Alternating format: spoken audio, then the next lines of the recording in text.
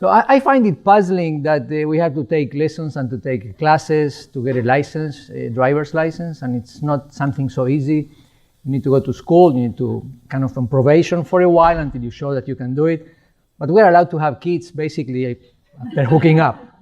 So there are no requirements, there are no schools that teach you how to do that.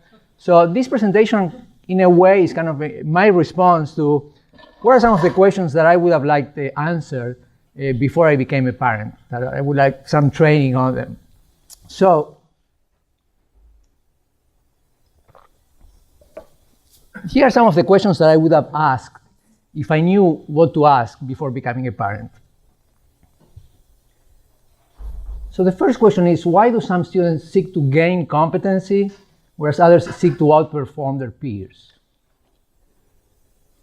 Why do some athletes redouble their efforts when facing setbacks, whereas others respond with helplessness? Why do some dieters feel confident in their ability to face challenges to their weight loss goals, whereas others feel they lack the requisite skills? And why some kids seem refractory to the most toxic forms of peer pressure, whereas others can't wait to accept the first join that is offered to them? These are kind of some of the questions, types of questions that I think are important questions for a parent to be. How do you prepare kids to be resilient? How do you make robust kids? What are some of the pressures that can nudge them into the wrong trajectories? And we don't get any of this training. We don't have any information. We become parents, and pretty much we are in the dark as to how to navigate and how to train them into the healthier pathways that increase the chances of better outcomes and towards well-being. So it turns out, if you look into the literature, neuroscience, psychiatry, psychology, that the answers to these questions have a lot to do with implicit theories, what we call implicit theories in education, in psychology, which is the beliefs that we have about the malleability of the human attributes, what it is that we can achieve as humans. And there are basically two types or classes of beliefs that we as adults and kids come to the world with. And those two types of beliefs, core beliefs, are either the incremental type that tell you that the human attributes can be improved or developed over time. This is, if you are in the know, what Carol Dweck calls the growth mindset. And if you have these type of core beliefs, you tend to gain competency, redouble their efforts when you're facing setbacks, you feel confident in your ability to face challenges, and you're refractory most of the time, on average, to most toxic forms of peer pressure. The other type of core beliefs is the entity type of core beliefs that put you in a place where you believe that the human attributes are fixed or invariant. Whatever you come to the world with, that's what you're stuck with for the rest of your life. This is what Carol Dweck called the fixed mindset. And I'm sure many of you have seen that before. If you endorse or embrace this type of core beliefs, you tend to seek to outperform your peers, to respond with helplessness when you face frustration. You feel that you lack the requisite skills for a particular task, and you can't wait to accept the first join that is offered to you. So this idea of these two mindsets, I think, is very important to answer many of the questions that we would like address. And the question that one, as a public health official, or worried about the well-being, the mental health of our kids, I think is to find ways to move kids from an entity core belief to a mindset of growth, to an incremental core belief. And how do we do that?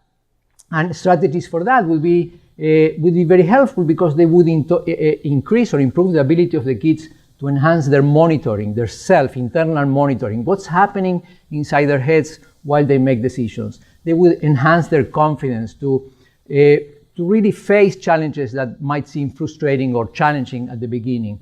And the sense of agency, that they're responsible for what happens to them to some extent, of course. So what might be some of the attributes, some of the strategies that we could adopt to try to nudge kids from a core belief of fixed mindset to a core belief of growth mindset? So this is what this presentation is about. I've developed a presentation of 4 points, 4 very basic lessons to help kids, and by extension their parents, if they knew these lessons, to slowly nudge them from a fixed mindset to a growth mindset. And I think that we don't do this enough in our schools or in our homes. The way I do this is, the way I develop these 4 lessons is by trying to allow kids and parents by extension to, in a way, look under the hood and understand a little bit better what happens in their brains while they are developing. What are some of these processes that really underlie, on one hand, their core beliefs at one point, and really help them make decisions with one style or another. So what are these 4 lessons that, in a way, professionals would call these lessons metacognitive lessons, which allow you to think about your thinking, allow you to look under the hood to see what's happening, to give you confidence and agency, and make you responsible of your own acts in a very fundamental way. So these 4 lessons, and this is why this is a brief presentation distilled from a much longer presentation that I used to give.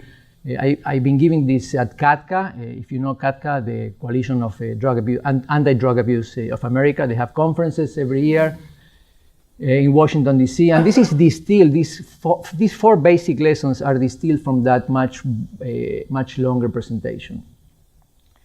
And the very brief lessons are like this. First of all, teaching you that we have 2 brains, not one, that they develop at different speeds, different rates. That the brain development, if we're talking about brain development, is very much like computer programming. When you develop your brain, what happens to your brain is very much like what happens to a computer network when it's being programmed. And once you understand this, that there are many things in the modern environment that can downgrade, degrade, or harm that process of programming your brain. So these are the 4 basic lessons, very brief, that I would like to see implemented with kids in health classes or yoga classes or physical education or hygiene, whatever, or even in biology, to give them insight. And then these are lessons that could be reinforced when something in the curriculum comes up that has something to do with any of these core lessons. It will become clearer, I hope, at the end of this presentation. So let's go to the first one. We have 2 brains, not one. This is the first lesson. And imagine the kids are sitting where you are sitting, and I'm asking them to feel what's happening in the brains when I'm giving them this task. I'm going to ask you a few questions, and I'm asking not just to answer, but also be mindful of what's happening in your brains while you answer. These questions are designed to make you understand that you have 2 types, 2 operationally different brains, not one. So here is the first task. And again, I'm asking you not to answer the question just to answer the questions, but also at the same time be mindful of the processes that you're engaging to answer this question. And here is the first task for making one of those 2 operational systems, one of those brains, vivid for you. Can you tell me who this person is? This? You can scream.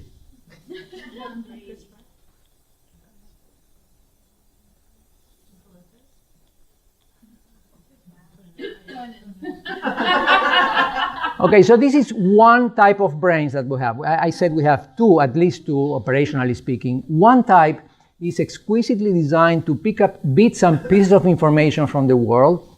We do that very rapidly, to process, compare them, relate them to other databases, and assemble them basically to make up a story very quick. This is a brain that is designed to respond very quickly to stimuli and challenges in the environment to come up with a story. It may or may not be perfect answer to what's being confronted at that point, but you need to make a quick decision to respond and to adapt. This is one operational brain that we have, very distinct type of brain. The other system, the other type of brain that we have is the one that we engage when we're asked to do this type of task. What comes next? Your brain slows down, you're trying to find rules to perform this task. This is what comes next, and you would need a few minutes to find out why. What are the rules that are being applied to put this as the next sequence? So these 2 tasks, and the important thing again is to ask the kids to be mindful of the processes that engage when they are doing these tasks, how the brain really slows down to do a task that is more involved, more complex. So I hope that I convinced you that we have at least 2 types of very different, operationally different brains. They are called the System 1 and the System 2. The System 1 is fast, automatic, and short-term. Mostly this deals with short-term situations, and the System 2 is slow, conscious, and long-term. Now, the key to a healthy brain is not to use more one or the other, because different situations require different operational systems to perform at peak performance.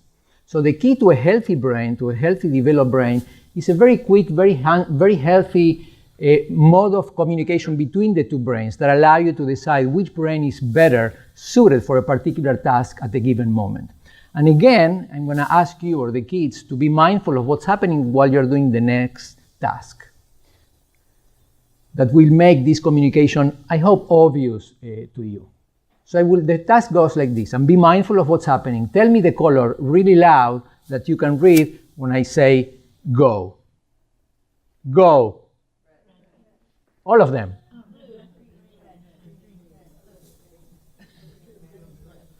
Great. Tell me the color now.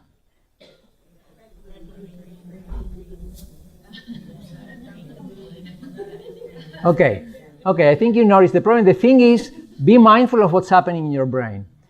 When there is no conflict in the word, when the color matches the word, then the system 1 is perfectly capable of doing this task. There is no ambiguity, no conflict in the situation.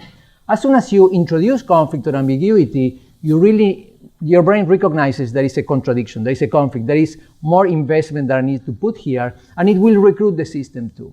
This is one quick example for you to recognize how these two brains work in tandem. They work together to identify different types of situations that require different type of operational systems in the brain to deal with. This is a very important message that the kids need to be aware of. Two systems communicating with each other. And the important thing is that there are many things in the world, particularly in the modern world, that can really wreak havoc with this architecture in our brains. Things like drugs, for example, can slow down the information between the two systems. They can also enlarge the weight that the system 1 has in calculations in the brain, and also even weaken the system 2 that takes the long-term approach to life. So this is a key message, the two brains that work in concert. Why is this lesson important? Having two brains has pros and cons, obviously. This is an evolutionary trait that we have, and we need to know about this because this is driving everything we do. Who we are is driven by this particular architecture of two brains. We better be aware of this under the hood architecture. This architecture shapes how we make decisions. So we need to be aware of this. What's driving, who's in the driver's seat. And this is also important because these two systems don't develop at the same time. They're not simultaneously becoming mature. They develop at very different rates. Which brings me to the second lesson, which is that the two brains take a long time to mature fully, and they do this at different rates. This is an actual image of it's a cross-sectional study of hundreds, if not many hundreds of individuals from age 5 to 20. This magnetic resonance imaging. And the areas that are becoming blue are becoming more mature because they are becoming less dense in terms of synaptic connectivity and in terms of neuronal density, gray matter. Gray matter goes down as the brain matures, and it becomes bluer here in this pseudo-colorized image. And you would notice, some of you may know, that the very last parts of the brain to become blue are those at around age 20, 22, are those in the prefrontal cortical area of the brain, which constitute the core of the system 2, of the long-term reflexive brain that really ponders the consequences of your actions. This means that in an adolescent brain with the system 1, and this is the limbic system at the core of that system 1, is fully matured in the adolescent brain. So the decision-making system is heavily weighted for impulsive decisions, emotional decisions that are not counterbalanced by a cortical area in the system 2 that is not fully mature yet. You need to wait until you are 22, 23, sometimes 25 years of age for that system become balanced by the full maturation of the system 2 in those prefrontal cortical areas, particularly in the dorsolateral prefrontal cortex. This explains why young people tend to take risks. There is nothing wrong with them. We keep asking them, what's wrong with you? What were you thinking? So there is nothing wrong with their brains. Their architecture is set by evolution and neurophysiology. There is everything wrong with the environments that put those systems that are not in equilibrium yet at risk for taking a wrong turn. Increasingly with things like typods or with driving at 16, which is insane. We're sending them to war at 18, also insane. The huge availability of drugs. There's all sorts in the environment, and those things become increasingly threatening to this balance between the system 1 and system 2 that are developing at different rates. Why is this important? Again, risk-taking is an integral part of being young. There is nothing wrong with them. This is a message that they need to keep hearing. There is nothing wrong with you, honey. Everything is wrong with us, with the environment that we are increasingly building without really thinking through this. Kids can use this information to protect themselves. They can learn slowly to pause if they are aware of these two systems that are in competition and developing at different rates. The basic message is that brain development deserves more respect. So that's why the third lesson in this brief presentation is, what is brain development? And what do we mean when we say that brain development is very much like brain programming? So imagine about when you're making a decision. You are confronted with that cookie jar, and you are trying to decide whether or not to reach for that 5th cookie, 6th cookie, 7th cookie. If you pay attention, again, talking about mindfulness, if you pay attention about your brain while you're making the decision, you can almost hear the humming of circuitry working in the background. You can almost hear those gears and those electrons coursing from one part of the brain to another, helping you to decide whether, am I on a diet? Is somebody watching me? How many cookies have I already eaten? What was my weight this morning? And so forth. This happens constantly, all the time, but we are not aware of it. And it's a good mindfulness lesson to know about this. When we are deciding whether or not to pick up a joint that we are being offered, or whether or not to pass along a piece of gossip, constantly those circuits are working in the background, helping us to make that decision. So if there are circuits working in the background to help us make those daily decisions, sometimes consciously, sometimes subconsciously, that means that these circuits need to be programmed. And this is what happens during adolescence. There is an active process of brain programming that is going on, and those lines of codes that we are writing with everything we are doing and everything we are exposed to are really going to serve us for the rest of our lives in the form of behavioral codes, behavioral routines. So we are writing those behavioral routines mostly during adolescence through all the experiences that we are going through. So when we're looking at an adolescent, really we're looking at a programmer. Pre-adolescence, adolescence, young adulthood, these are the years when an individual is writing those lines of codes that are going into their behavioral routines. So what is actually programming in a young brain? At the neurological level, what's happening in those brains? I think this is very important to know, and I believe that the kids are not being taught these very basic lessons of what are they doing through their life experience, what are they doing to themselves. These are things that they're going to carry for the rest of their lives.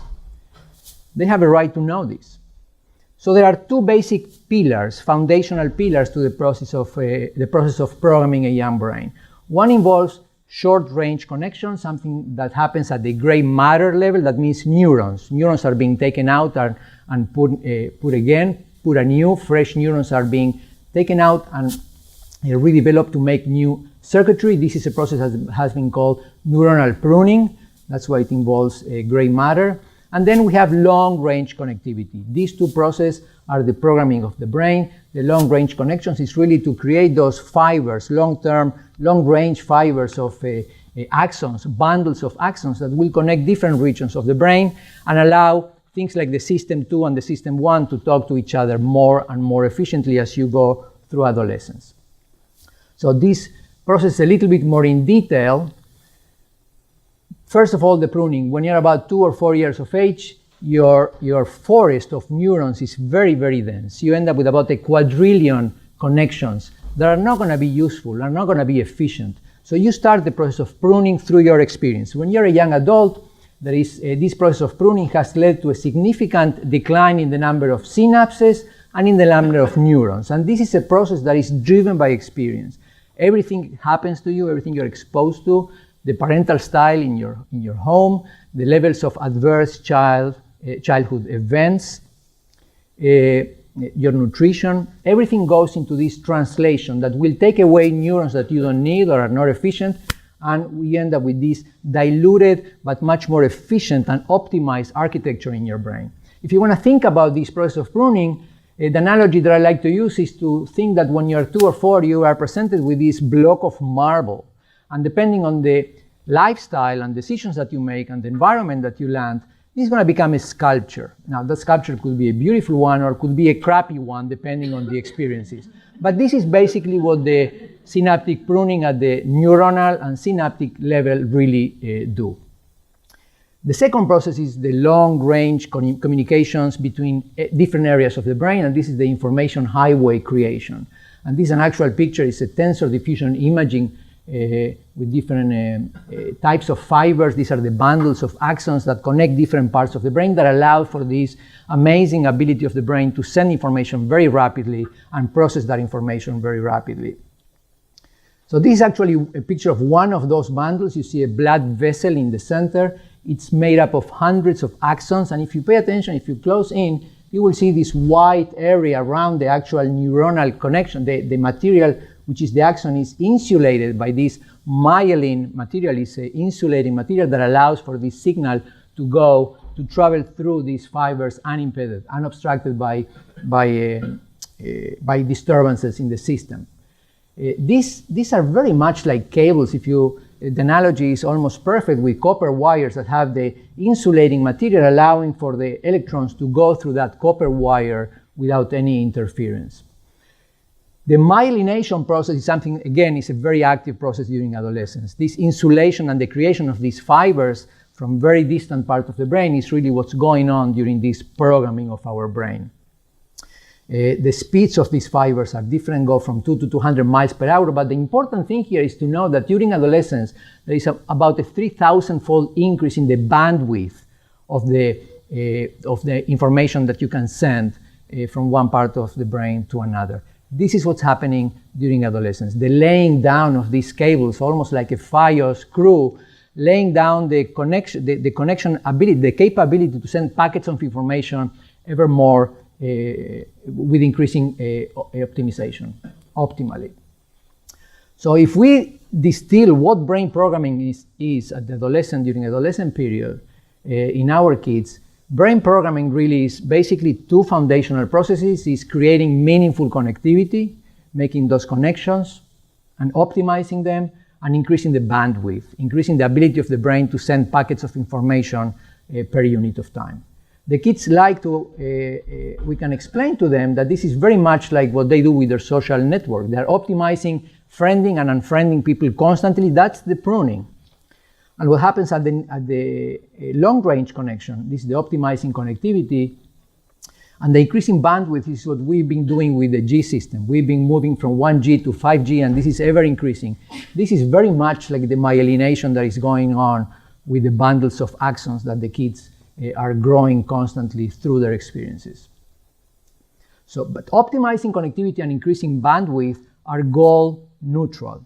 These processes will happen no matter what. You are optimizing connectivity and increasing bandwidth when you play Fortnite 20 hours a day, and you're also optimizing connectivity and increasing bandwidth when you are developing relationships, when you are studying and taking AP courses, when you are eating healthy. They're both lifestyles that will promote optimization of connectivity and increases in bandwidth.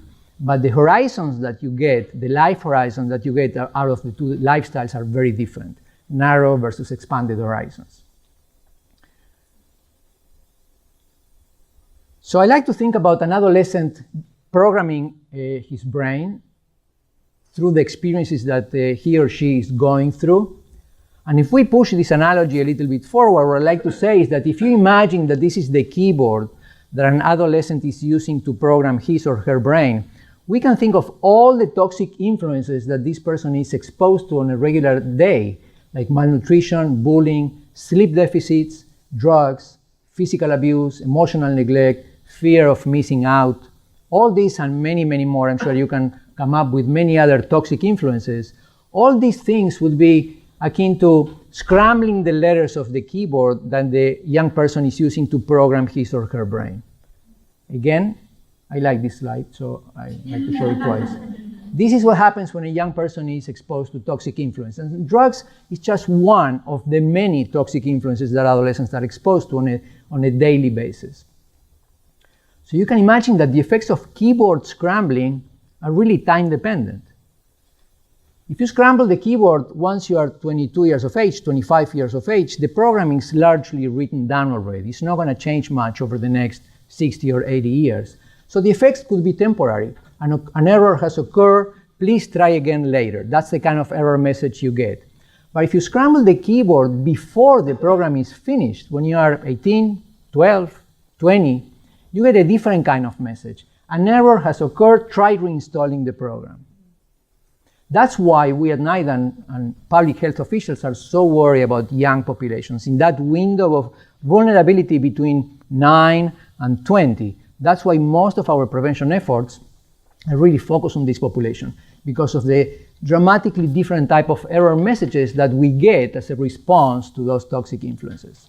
And this explains why the epidemiological studies clearly show, and this is not just for drug abuse and addiction, but for all sorts of mental health outcomes, the age of onset, if you start using a drug or exposed to any other major toxic influence in your life between the ages of 10 and 22, the risks of experiencing addiction later on in life are exponentially higher.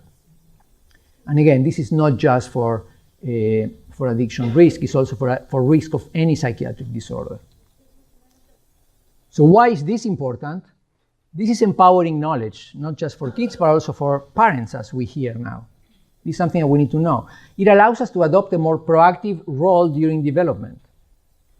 It's not everything the same when you're an adolescent. Things matter in a much heavier, much weightier way than when you're an adult, when you're a young adult even. And the kids should become curious to learn about the many things that can scramble their keyboards, like cell phones, lack of sleep, and drugs, and many, many more. Which brings us to the fourth lesson, which is some of the major threats that people may not be aware of in modern environments, but these are things that can degrade or harm, particularly that programming processes that adolescents are going through. This is particularly true in today's world. So to get into this lesson, I think that is a place to start is to ask this question. What do we think our brains have been designed to do? And if we look at it from an evolutionary perspective, our brains have been designed in an exquisite way by evolution to basically do three things. And pretty much everything we do stems and follows those three basic modules.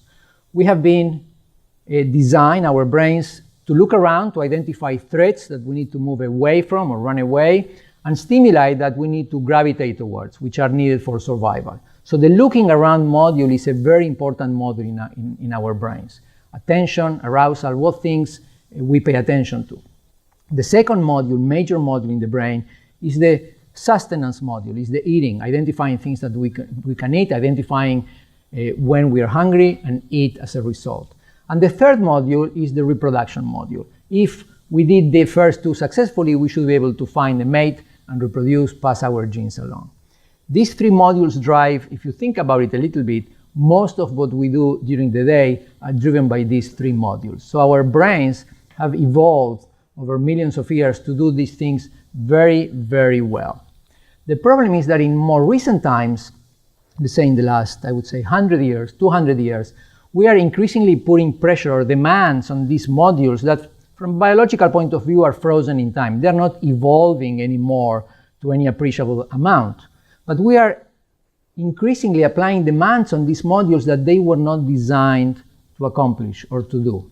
For example, the looking around module today is confronted with the texting while driving demands. This is something that the looking around module has never been designed to. This multitasking concept is something that we are not doing very well, and some people fall through these cracks. The eating module is now exposed to junk food everywhere, every second of the day. The reproduction module is exposed to virtual sex and bizarre porn, and this is an experiment that we're running really of epic proportions. What very young kids can be exposed to on a regular basis is really disconcerting and concerning from an evolutionary point of view. We are placing demands on modules that just have not been designed by evolution to deal with these kinds of demands. And these can expose cracks in the evolutionary biological systems. There is a tension that you create when you expose biologically biological modules that are frozen in time with environmental pressures that are increasingly disconnected from the biological correlates. And this tension between biology and environment obviously has consequences. Some of them are obvious, some of them are less obvious, and we kind of tend to sweep them under the rug, like chronic stress, heart disease, mental illness, and obviously addictions. I chuck all this up to the increasing disconnect between environments and biology. And I can give you a few examples of this. The example that I like the most is the sleeping example. It comes from the chronobiology, the study of sleeping hygiene and the effects of sleep deficits on our health. Because I've done research when I was younger, my lab work on the bench was on chronobiology. So this is very close to my heart, also because I had 2 adolescent kids and I had to go through the daily torture of waking them up at ungodly hours of the morning, 6 a.m. or 7 a.m. to make them catch that stupid bus at early hours of the day. So this is a perfect example of that disconnect between environment and biology. Why is a perfect example? Because science clearly shows that chronotype changes with age. In simple words, in simple terms, this means that as kids grow through adolescence, they tend to go to sleep much later if you just let them be, and wake up much later. Their MSA for the midpoint of sleep on free days is shifted towards the right, to go to sleep much later and wake up much later. We have no interest as adults to pay attention to these things, even though they have very dramatic consequences on the mental health and outcomes for our kids. If you look at the current high school start times, they really contribute to sleep deprivation, a significant amount of sleep deprivation among adolescents. This is how much they sleep during the summer. On average, 520 minutes per night. If you go to September, once classes start on the weekends, that's about the same amount of time. During the weekdays, that goes for about 120 minutes per day. That's a significant chronic sleep deprivation that accumulates over a week. And this is not free, as I will tell you in a minute. Not only that happens at dawn. At dusk, we are sending the kids with their phones, maybe not willingly, but who will fight these kids that they're picking up their cell phones and they might be up social networking or doing who knows what under their sheets. So we are really clipping away of what should be an 8 or 9 hour of sleep from both sides, at dusk and at dawn, and what supposed to be an 8-9 hour of sleep becomes 4, 5, or 6 hours of sleep. Again, this is not free. There is a very profound consequence to this. This is just one example. If you look at the selected health risk behaviors in this epidemiological study, and these are self-report hours of sleep, there is a very good correlation between sleeping less than 8 hours in the blue columns and having higher prevalence of smoking, drinking, using marijuana, being sexually active, feeling sad or hopeless, and having suicidal thoughts. This is just because we cannot somehow manage the schedule of our school buses. So this is important. We need to learn to recognize the threats in the environments, like the school times, the school buses. This knowledge allows us to fight back against neuromarketing, because many corporations have incorporated these lessons very well, and they use these back doors into our vulnerabilities, into the way our brains have evolved for their own purposes, to really push products like vaping or like cigarettes in ways that are, or fast food in ways that are at the most addictive, with the most addictive properties. And we, as the adults in the room, should be able to use this information and related information to design brain-conscious environments that pay homage, that are respectful of these processes that are going on in the brains of our kids. So just to recap, I don't know how I'm doing with time, but the 4 lessons in this brief class for metacognition instruction for kids is that we have 2 brains, not one, that they develop at different rates, that process of brain development is very much like brain programming, and that we need to recognize all the things in our environments that really threaten the health of that brain development process.